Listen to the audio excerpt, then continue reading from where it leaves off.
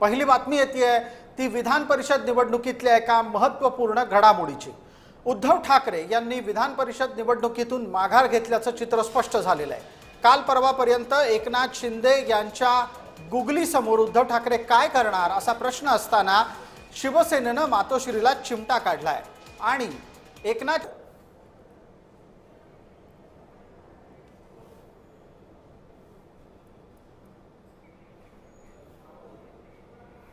शीतल मात्र माझा आवाज आपल्यापर्यंत येत असेल तर आपली प्रतिक्रिया काय आहे? काय कारणाने उद्धव ठाकरेंनी माघार घेतली असेल?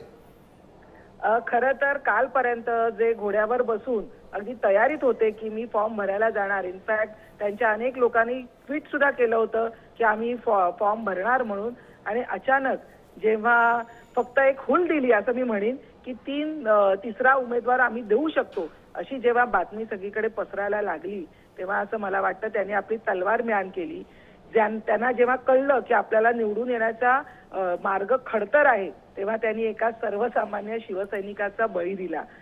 जेव्हा त्यांच्या लक्षात आलं की ही आपल्याला निवडणुकीमध्ये जी 29 मतं लागतात त्याची जुळवाजुळव होणं कठीण आहे, कदाचित आपल्याला धोका होऊ शकतो हे त्यांच्या लक्षात आल्यानंतर त्यांनी एका सर्वसामान्य शिवसैनिक म्हणजे दानवेंचा बळी दिला। आणि मला एक सांगावंसं वाटतं, जिथे पक्षप्रमुख जे स्वतःला म्हणवतात ते स्वतःच जर निवडून येऊ शकत नसतील तर ते काय त्या पक्षातल्या इतर पदाधिकाऱ्यांना निवडून आणणार? तर ही त्यांची जुनीच खोड आहे की जेव्हा स्वतःला अडचणीत येत आहे असं समजल्यानंतर तिकडनं पळ काढायचं, आणि त्याच पद्धतीने त्यांनी केलेलं आहे।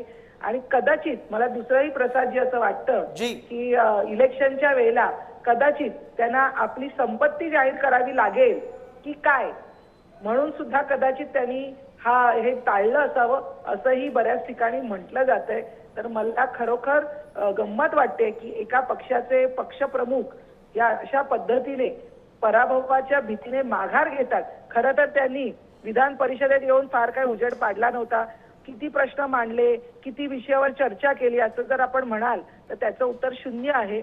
त्याच्यामुळे ती जागा फक्त त्यांनी व्यापली होती, तेव्हाही ते लोकांसमोर जाऊन जिंकून येऊ आले नव्हते, आणि आताही त्यांनी आमदारांच्या समोर सुद्धा निवडणुकीला जायला त्यांनी कचराई दाखवलेली आहे, ते घाबरलेले आहेत असं आम्हाला म्हणावं लागेल। शीतलजी, एक छोटा प्रश्न पटकन आहे, एकनाथ शिंदे 10वा उमेदवार देऊ शकतात ही बातमी खरोखरच घडणार होती का उद्धव ठाकरे उतरले असते तरच 10वा उमेदवार आणायचा असं तुमच्यात चाललं होतं?